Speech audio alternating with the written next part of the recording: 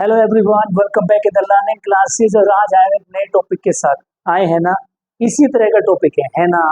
है जब हम किसी से कई बार कहते नहीं कि भाई किसी दूसरे व्यक्ति की जरूरत होती है हमें, और ये बोलने के लिए कि ये काम हुआ है ना, या है ना, या है, तो उस तरह के क्वेश्चन टैग बोलते हैं उनको।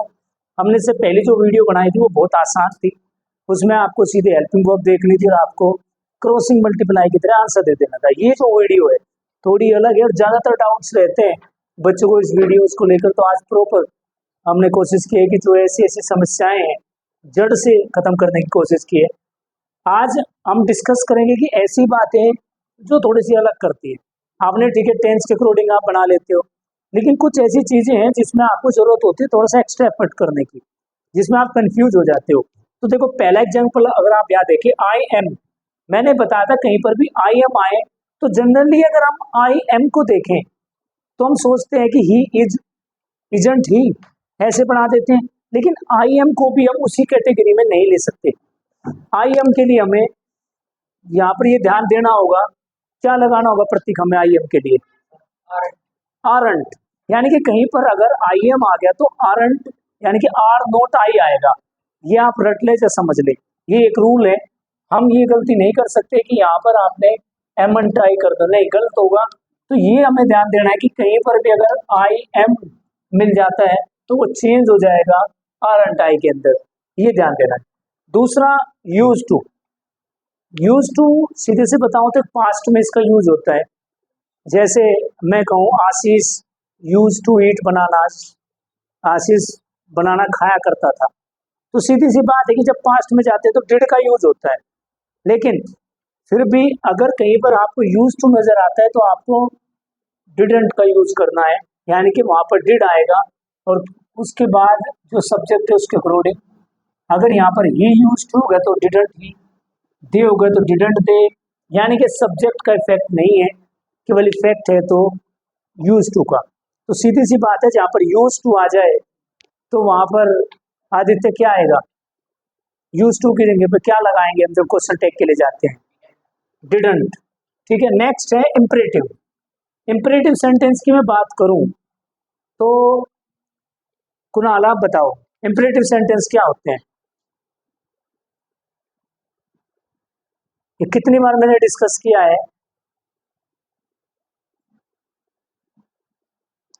बताओ, आप बताओ प्रतीक, इंपरेटिव सेंटेंस।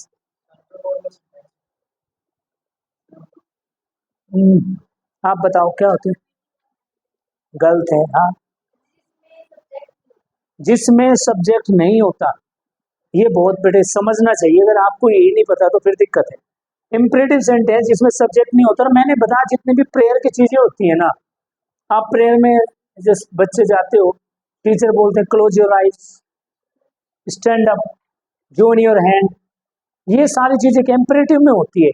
यानी कि जिसमें यू छिपा रहता है उसको हम इंपरेटिव बोलते हैं।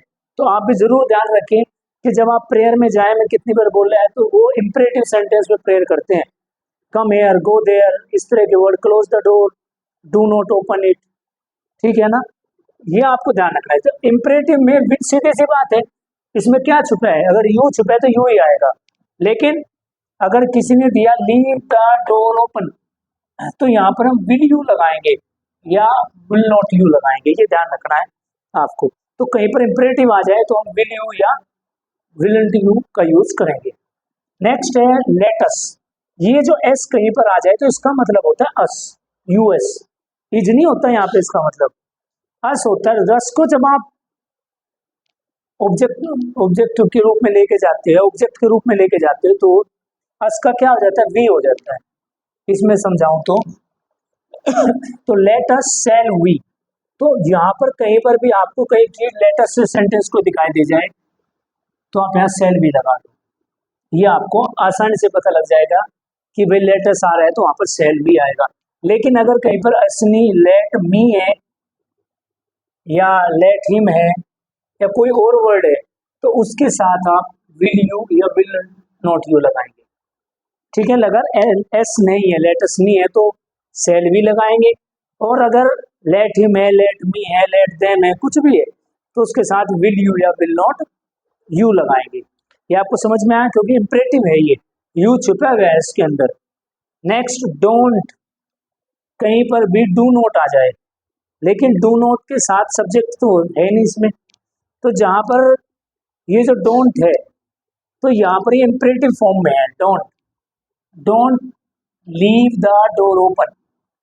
सीधी सी बात है कि भाई इंपरेटिव, और इंपरेटिव में मैंने बताया था ये नेगेटिव है, इंपरेटिव में तो विल यू आएगा, समझ गए ना, क्योंकि नेगेटिव है, सीधी सी बात है, इसमें कुछ ज्यादा होगा नहीं। Next this that, these those, ये कहीं पर भी आ जाए इनके जगह पर हम इट का यूज करेंगे। जैसे this is a famous restaurant, this is, तो ये दिस है और ये इज है, तो सीधी सी बात है कि यहाँ पर मेल्टिव है तो यहाँ पर जाकर क्या होगा, तो इजंट, लेकिन दिस और दैट के साथ हम इट लगाएंगे।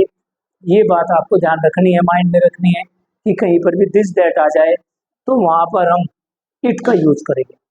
नेक्स्ट है there is some coffee for me, तो कहीं पर देयर इज आ जाए या देयर इज अगर आ जाता है तो इजंट देयर हो जाता है, देयर आर आ जाता है तो आरंट देयर हो जाता है, तो ये यहाँ पर देयर चेंज नहीं करेंगे।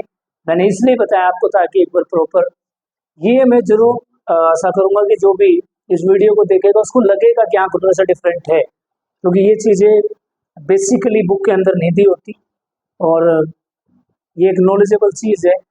और आशा करता हूँ कि ये वीडियो आपको जरूर पसंद आई होगी। इस आशा के साथ फिर होगी आपसे मुलाकात। Thank you very much.